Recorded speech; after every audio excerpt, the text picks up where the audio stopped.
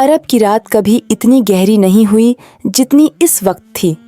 आसमान पर सितारे चमक रहे थे और मक्का की वादियों में एक अजीब सा सुकून था। मगर इस सुकून के पीछे एक रूहानी तब्दीली छुपी थी, वो लम्हा जिसने इंसानी तारीख का रुख बदल दिया। ये बात कैसे बताई जाए? इस लम्हे में कोई शख़्स तसव्वुर नहीं किया जा सकता। सिर्फ नूर का उभरना, सुकून का फैलना और अल्लाह के पैगाम का नज़ुल महसूस किया जा सकता है। नबी करीम को तन्हाई पसंद होने लगी। आप मक्का के शोर से दूर जबल नूर की ऊंची चोटी पर वाक़िया गार ए हिरा में जाकर घंटों तक इबादत और सोच विचार करते। वहाँ कोई इंसानी सूरत नहीं, सिर्फ हवा की हल्की चाल, फूलों की महक और रात की खामोशी। आप उसी फितरत की तरफ लौट रहे थे जहाँ से रूहानी निज़ाम शुरू होता है। यह वो दौर था जब आप अपनी 40 साल की उम्र के करीब पहुँच चुके थे। दुनिया की तमाम बेमतलब चीज़ों से आपका दिल उचट चुका था। मक्का की चहल पहल, बाजारों का शोर और लोगों की दुनियावी बातों से दूर आप एक गहरी तलाश में थे। एक ऐसी तलाश जो आपको इस कायनात के बनाने वाले के करीब ले जाए। गार ए हिरा कोई आलीशान जगह नहीं थी। ये एक छोटी सी गुफा थी जहाँ बस एक इंसान मुश्किल से बैठ सकता था। लेकिन इसी छोटी सी जगह में पूरी कायनात का राज खुलने वाला था।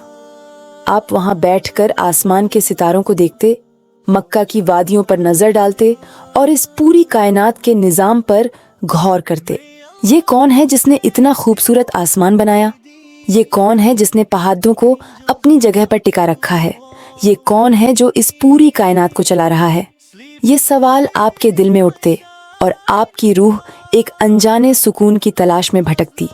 एक रात जो किस्मत की सबसे रोशन रात थी, गार ए हिरा में नूर की एक तजल्ली उभरी। इंसानी सूरत नहीं, ज़बानी तस्वीर नहीं, बस रोशनी का वो पैगाम जो पूरी बशरियत के लिए रहमत बना। कुरानी आयत का नूर, इक़रा बिस्मि रब्बिकल्लज़ी खल्क़, दुनिया में पहली दफ़ा उतारा गया। पढ़ो अपने रब के नाम से जिसने पैदा किया। उस लम्हे का तसव्वुर करना भी मुश्किल है। अचानक घार की तारीकी एक ऐसे नूर से भर गई जो सूरज की रोशनी से भी ज्यादा चमकदार था, लेकिन आंखों को चुभने वाला नहीं बल्कि दिल को सुकून देने वाला था। फरिश्ते जिब्रील अलैहिस्सलाम आपके सामने थे। उन्होंने कहा, इक़रा यानी पढ़ो। आपने जवाब दिया, मैं पढ़ना नहीं जानता। आप उम्मी थे, यानी आपने कभी किसी से लिखना पढ़ना नहीं सीखा था। फरिश्ते ने आपको जोर से भींचा, फिर छोड़ देकर कहा, इक़रा। आपने फिर वही जवाब दिया। फरिश्ते ने दूसरी बार और ज्यादा जोर से भींचा और फिर छोड़ देकर कहा, इक़रा। आपने तीसरी बार भी यही कहा कि मैं पढ़ना नहीं जानता।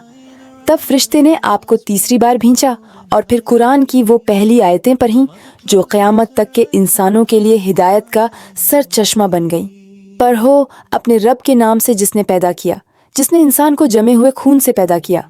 पढ़ो और तुम्हारा रब बद्दा करीम है, जिसने कलम के जरिए इल्म सिखाया और इंसान को वो सिखाया जो वो नहीं जानता था।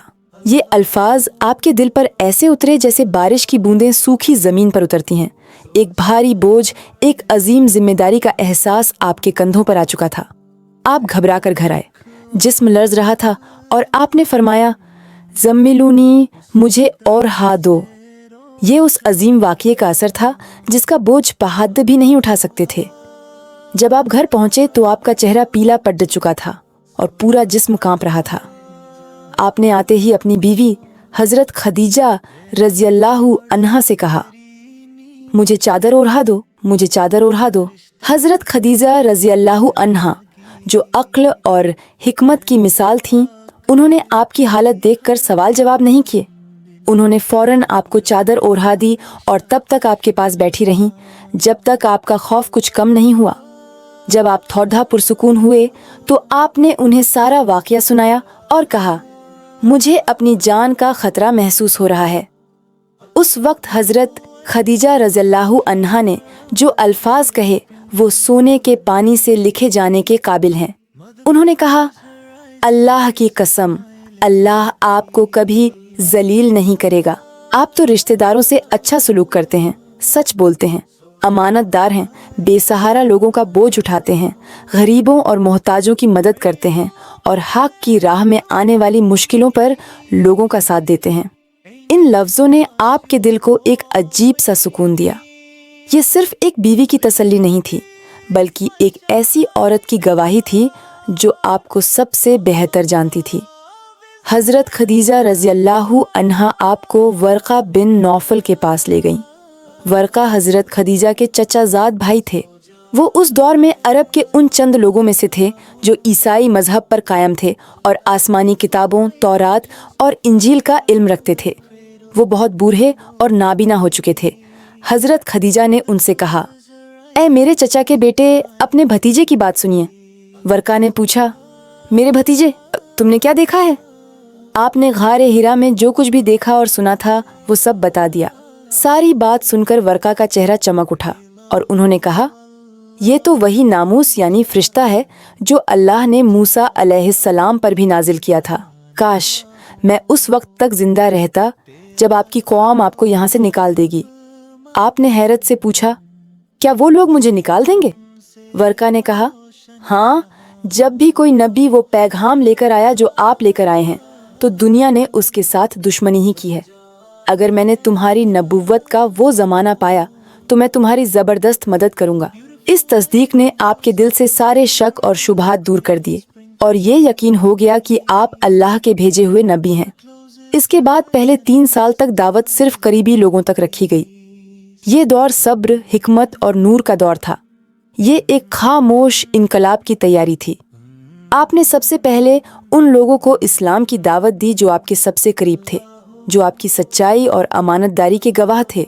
सबसे पहले हज़रत खदीजा रज़ियल्लाहु अन्हा ईमान लाईं, फिर आपके दोस्त हज़रत अबू बकर सिद्दीक रज़ियल्लाहु अन्हु, आपके चचाज़ाद भाई हज़रत अली रज़ियल्लाहु अन्हु और आपके आज़ाद किए हुए गुलाम हज़रत ज़ैद बिन हारिसा रज़ियल्लाहु अन्हु ने इस्लाम कबूल किया।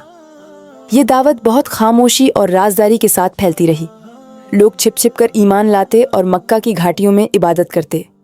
ये वो दौर था जब सब्र और इस्तिकामत की बुनियाद रखी जा रही थी।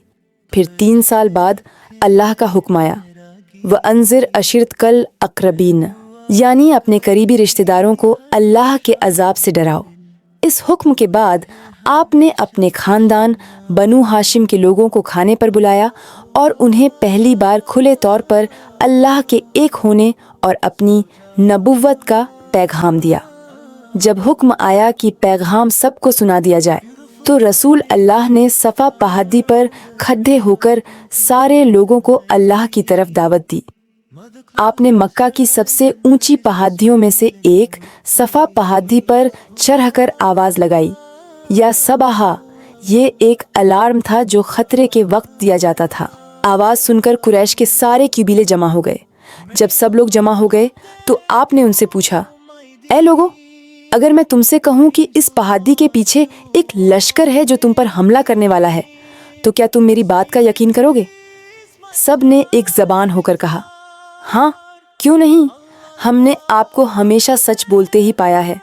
तब आपने कहा, तो फिर मैं तुम्हें एक आने वाले बड़े अजाब से डराता हूँ। तुम ला इलाहा इल्लल्लाह कहो, कामयाब हो जाओगे। ये वो ऐलान था जिसने मक्का के कुफ्र और शिर्क के निज़ाम में भूचाल ला दिया। यहीं से हक और बातिल की वो कशमकश शुरू हुई जो आज तक जारी है। ये वही लम्हा था जहाँ से नबुव्वत का सफ़र शुरू हुआ। ये रोशनी फैलने वाली थी, ऐसी रोशनी जो अब क़यामत तक कायम रहेगी। जैसा कि कुरान में आता है, अल्लाहु नूरुस समावाति वल अर्ज़, अल्लाह आसमानों और ज़मीन का नूर है। यहदिल्लाहु लिनूरिही मन यशा, अल्लाह अपने नूर की तरफ जिसे चाहता है हिदायत देता है। उम्मीद है आपको हमारी ये कोशिश पसंद आई होगी। इस रूहानी सफ़र को दूसरों के साथ भी शेयर करें ताकि हिदायत का ये नूर हर दिल तक पहुंच सके। हमारे चैनल को सब्सक्राइब करना ना भूलें। शुक्रिया।